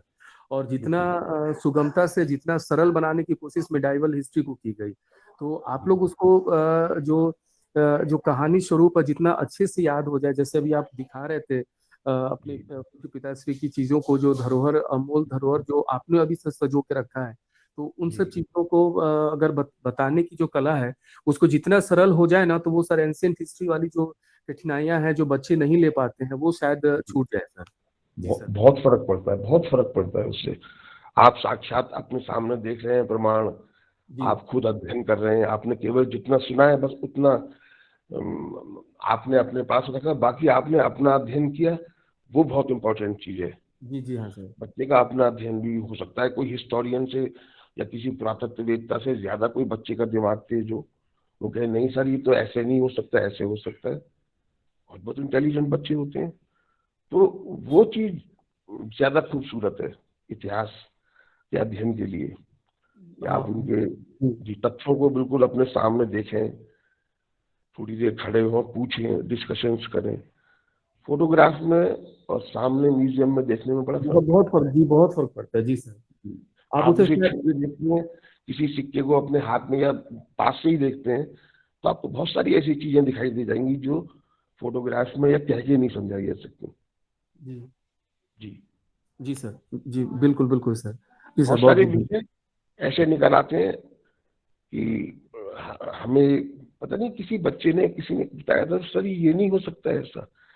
मैंने सोचा, मैंने कहा हाँ ये बच्चा सही कह रहा है, क्योंकि अभी तक किसी ने उस पर काम नहीं किया।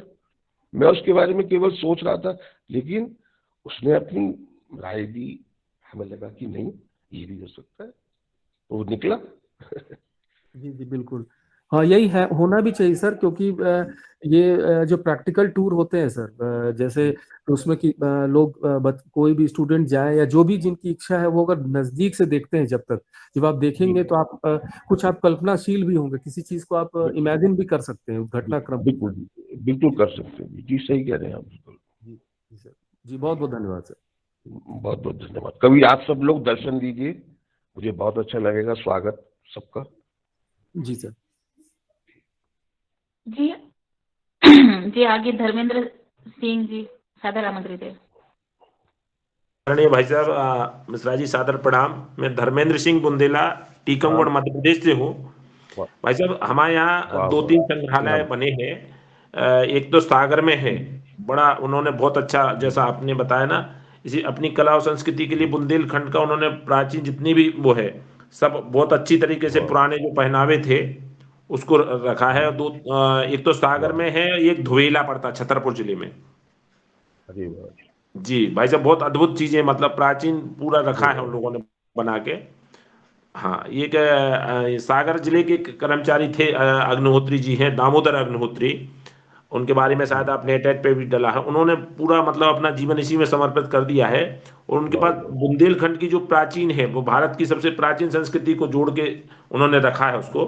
बहुत अद्भुत है। यहाँ पे भी बुंदेलखंड में बहुत अद्भुत प्राचीन संस्कृति है, उसके लिए हम व्यवस्था कर रहे हैं। कल या परसों अपन इसी कार्यक्रम में उनको आमंत्रित करेंगे। दामोदर अग्निहोत्री जी हैं, एक सागर के हैं और एक छतरपुर के। 2-3 लोगों से बात हमारी चल रही है।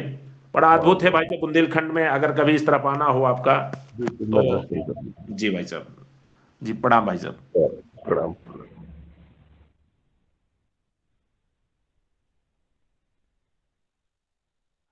जी आगे सदन में कोई भी अन्य सदस्य आज के हमारे मुख्य अतिथि अतुल मिश्रा जी को कुछ सवाल जवाब करना चाहते हैं तो सादर आमंत्रित है।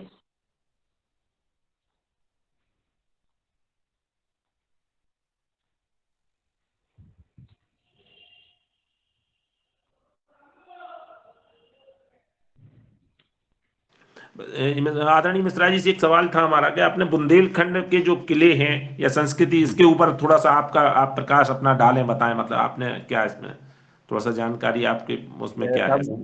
उस क्षेत्र में अभी घूमा नहीं हूँ मेरे साथ, और अब वो उम्मीद नहीं रहेगी मैं इतना घूम पाऊँ किले वगैरह, लेकिन हाँ, देखता रहता हूँ, अध्ययन करता रहता हूँ थोड़ा बहुत, बहुत ज्यादा नहीं। वीडियो वगैरह मैंने देखे हैं, लोगों ने काम किया है उनका भी मैंने काम देखा है थोड़ा सा। इसमें एक मिस्टर विजय कुमार जी हैं, डीजीपी उत्तर प्रदेश, उन्होंने काफी काम किया बुंदेलखंड में। आप उनके वीडियो देख सकते हैं उन पर, जी जी जी भाई साहब। गूगल पर। अच्छा लगा और जानकारी। मेरा जी अनुरोध ओम। रहेगा डॉक्टर विजय कुमार जी, आपके माध्यम से कभी इस मंच पे आए तो जी, हम सब के लिए ये अच्छी बात रहेगी, हमारा ज्ञानवर्धन होगा। मैं बिल्कुल उनसे अनुरोध करूंगा। जी जी शरद भैया जी।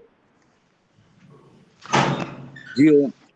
सर मैं जो अपने अर्थशास्त्री हैं जी और जो भी पुरातत्व विभाग से जुड़े हुए अधिकारीगण हैं, जी जो जितने भी लोग आज तक जुड़े हैं, ये दमदारी से भारत की बात को रख क्यों नहीं पाते? जी क्यों उनके मन में कंफ्यूज रहता है, ये नहीं हुआ है कि नहीं हुआ है? अरे अपनी चीज है, उसको दमदारी से रखना ही चाहिए, वो क्यों नहीं रख पाता सर? जी। उसकी वजह साहब एक और है। उसकी वजह ये है, अंग्रेज चले गए लेकिन हम आज भी अंग्रेजों के गुलाम मानसिक रूप से हैं, इसे स्वीकारना पड़ेगा। छोटा सा उदाहरण दीजिए, जिस बच्चे को इंग्लिश बढ़िया नहीं है, जो बच्चा इंग्लिश मीडियम में नहीं पढ़ा है, उसका कोई भविष्य नहीं है, ऐसा हमारे समाज में माना जाता है। हिंदी को कोई प्राथमिकता न कभी दी गई, न आज दी जाती है। आज भी कंपटीशंस में आप इंग्लिश में ही लिखेंगे। अब तो खैर चेंजेस आ रहे हैं, सुनने में आ रहा है। तो हम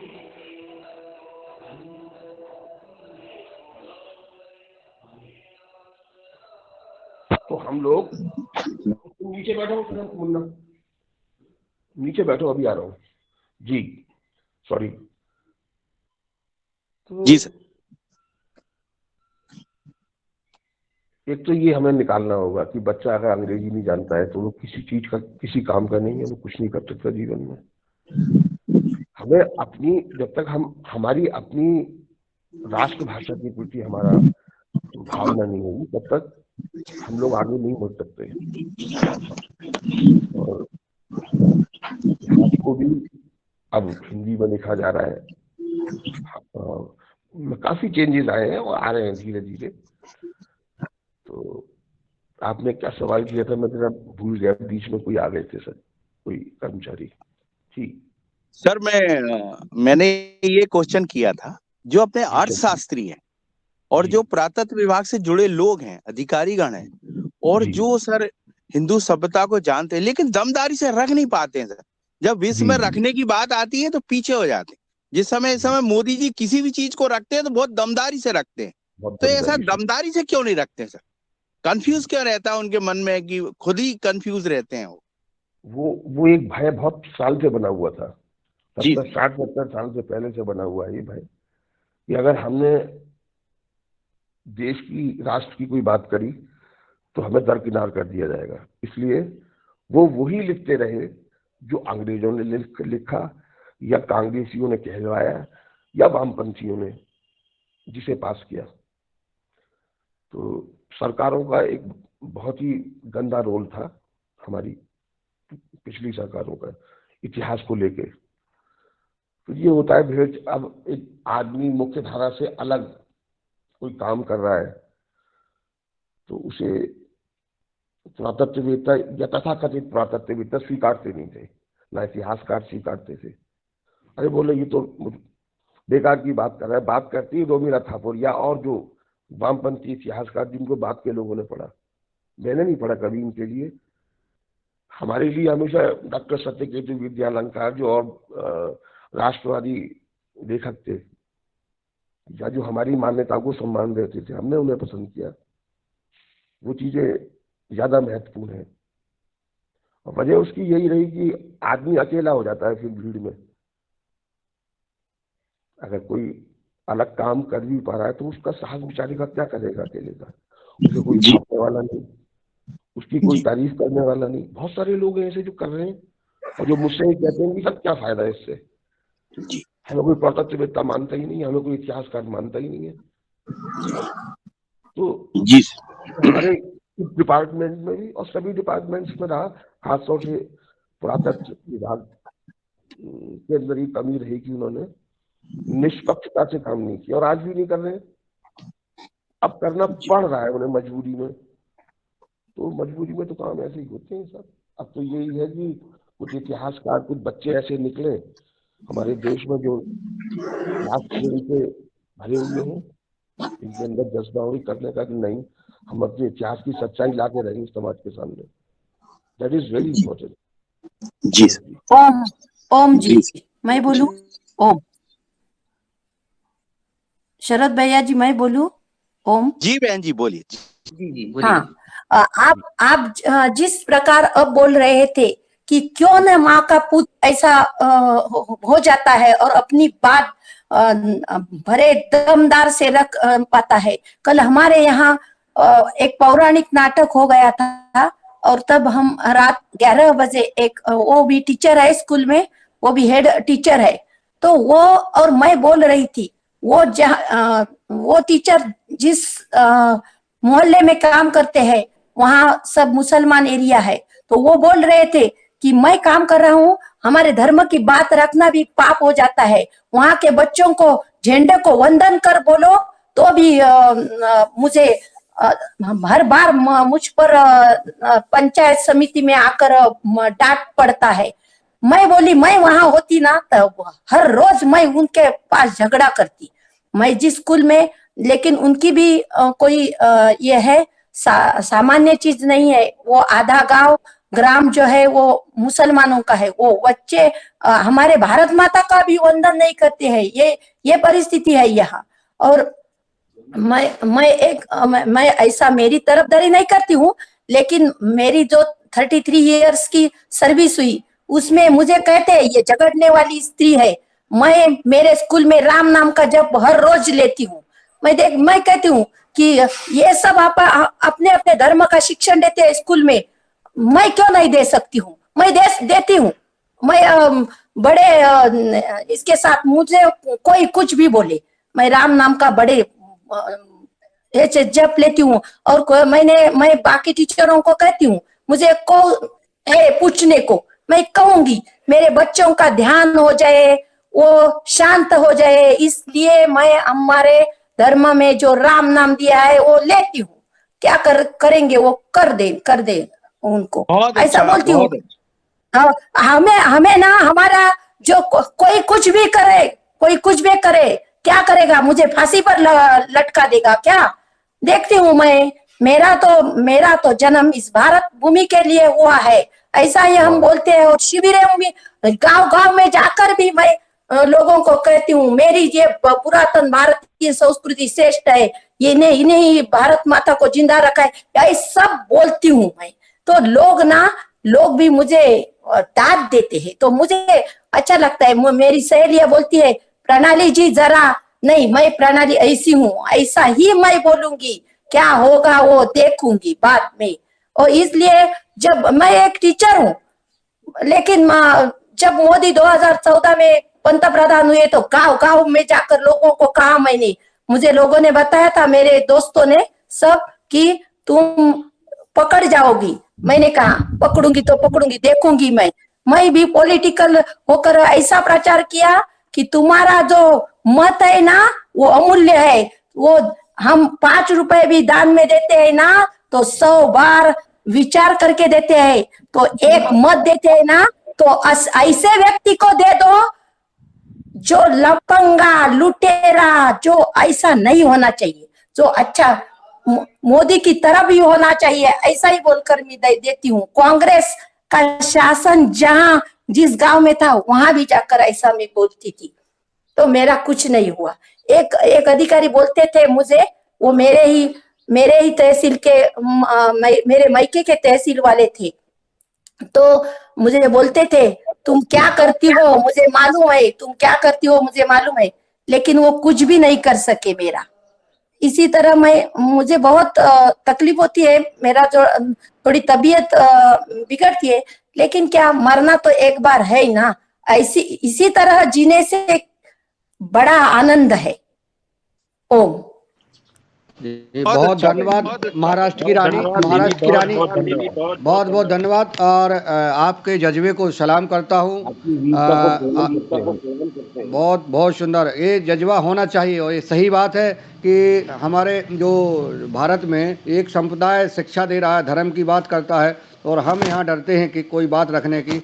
और हमारी माताएं बहनें आगे आना इतिहास है। हमारी झांसी की रानी लक्ष्मीबाई, वीरांगना अवंतीबाई, ये इतिहास है। और हमारी प्रणाली जी महाराष्ट्र की रानी, ये बिल्कुल बहुत सुंदर और बहुत करना अच्छा भी बहन जी, चाहिए। बहुत अच्छा बहन जी, बहुत मन को छू लिया आज, मन को छू लिया आज। हाँ, और जोश मुझे होना ऐसा चाहिए। ही जीने का है।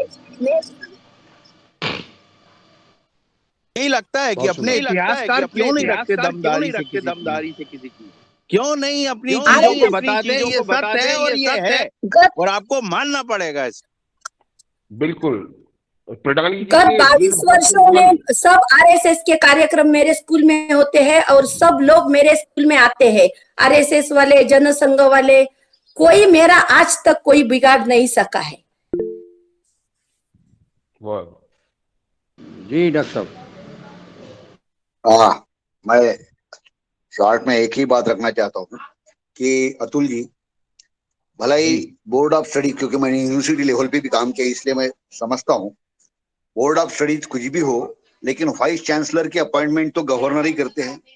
तो वाइस चांसलर को एक पावर होता है कि वो किसी भी मतलब ये वाइस चांसलर के माध्यम से किसी भी बोर्ड को बर्खास्त कर सकते हैं और अपने मर्जी से एडहॉक बोर्ड नया बना सकते हैं। तो क्यों ना ये नए जो इस राष्ट्रीय विचारधारा के जो लोग हैं इनको वहां पे स्थापित किया जाए और उसके माध्यम से ऐसी पहल की जाए। मैं आपसे अनुरोध फिर से करता हूं कि ये इस माध्यम से बोर्ड ऑफ स्टडीज अगर बने, चाहे वो स्टेट की हो, यूनिवर्सिटी की हो, तो निश्चित रूप से हम जो चाहते हैं उन चीजों को हम उन ऐतिहासिक चीजों को हम स्कूल करिकुलम या यूनिवर्सिटी करिकुलम में निश्चित रूप से समाविष्ट कर सकते हैं। इस पे आप थोड़ा ध्यान दोगे। धन्यवाद। बिल्कुल बिल्कुल बिल्कुल साहब, बहुत बढ़िया बात आपने कही है। और चूंकि हमारी यूनिवर्सिटीज में राजनीति ज्यादा चलती है, काम कम होता है, तो इसका शिकार हमारे इतिहास और पुरातत्व को भी होना पड़ा है। उस चीज को खत्म किया जाना चाहिए निश्चित रूप से। ये आपने एक अच्छा सुझाव दिया है जी। और सर मैं तो कहना चाहता हूँ ये पुरातत्व विभाग और अर्थशास्त्री हैं, ये भारत सरकार में किनके अधीन रहना चाहिए इस पे भी चिंता करना चाहिए। लोकल गवर्नमेंट के जुम्मे नहीं रहना चाहिए, सीधा राष्ट्रपति से जोड़ना चाहिए। इनसे कोई लेना देना नहीं, नेतागिरी से इसको हटाना चाहिए सर। जी जी, बहुत बढ़िया बात कही है आपने। होता यही है कि विभागों में, यूनिवर्सिटीज में राजनीति हावी हो जाती है, काम नहीं होते हैं फिर। जी सर, जी सर, जी हो। बिल्कुल बिल्कुल सही कहा आपने।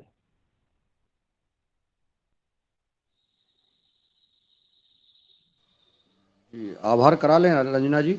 आज का लगभग 8:32 हो गए हैं। बहुत सुंदर क्लास रही। और आदरणीय अतुल मिश्रा जी को पुनः दिनेश जी पुनः आमंत्रित करेंगे। और बहुत सुंदर आया आदरणीय दिनेश जी सेमवाल जी। जी जी आदरणीय, बहुत बहुत धन्यवाद। मैं आदरणीय रंजना जी के पास पहुंचूं उससे पहले ये कहना चाहता हूं कि जो आज बात रखी है श्री अतुल मिश्रा जी ने, और आप ने बड़ा संघर्ष किया है जीवन में। और दूसरी बात यह है कि पंडित सुरेंद्र मोहन मिश्र जी, जिन्होंने अपने जीवन लगा दिया इस अध्ययन पे, और उसके बाद ये जो संकलन किया, ये म्यूजियम बनाया, ये संग्रहालय बनाया, तो एक वास्तविकता जो उनकी बातों से ये झलक रही थी कि, और हमें भी मालूम है कि हमारा इतिहास किस तरह से पीछे दरकिनार किया गया, पीछे किया गया। और एक इतिहासकार को एक जो एकल रूप से अपने जुनून के साथ आगे बढ़ता है, अगर उसके आसपास की जो एनवायरनमेंट है, जो माहौल है, उस कदर नहीं होता है, तो कितना संघर्ष उसको करना पड़ा होगा।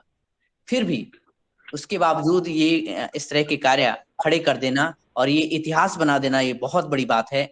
और आप तो अलग नौकरी कर रहे थे, आप चाहते तो खूब सारा पैसा कमाते दूसरे क्षेत्र में। आप पत्रकार भी हैं और आपकी लेखनी की कई जिक्र अलग अलग जगह पे होते हैं, लेकिन उसके बावजूद आपने इस संग्रहालय को आगे बढ़ाने, इसके रख रखाव की बात की और इस शिक्षा को अपने इतिहास को संजोने की बात रखी है। यह स्वयं में एक आंदोलन है और ये कार्य और इस उम्र में कि जबकि आप मतलब एक अन्य लोग रिटायर्ड होकर के अपना जीवन के घुमखड़ी का आनंद लेते हैं, आप अध्ययन का आनंद ले रहे हैं और दूसरों को भी आनंद प्रदान कर रहे हैं। तो ये बहुत बड़ी बात है हमारे लिए भी और सीखने की बात है। हमारे लिए ऐतिहासिक पुरुषों की तरह ही आप कार्य कर रहे हैं और आगे भी आपने जो आपके संबंध हैं उन इतिहासविदाओं से, पुरातत्वविदाओं से हमारी वार्तालाप करने में आप सहयोगी होंगे, ऐसी हमारी इच्छा है। और योगाहार की तरफ से तो मैं बहुत बहुत धन्यवाद आपको दूंगा। मैं पहुंचूंगा आदरणीय रंजना जी के पास। जी धन्यवाद, प्रणाम। आप सबको प्रणाम, बहुत बहुत धन्यवाद। जी जी धन्यवाद आदरणीय दिनेश भाई साहब और सदन में सभी को मेरा नमस्कार। ओम। आज की कक्षा वाकई बहुत सुंदर रही, बहुत सुंदर। आज के हमारे योग शिक्षक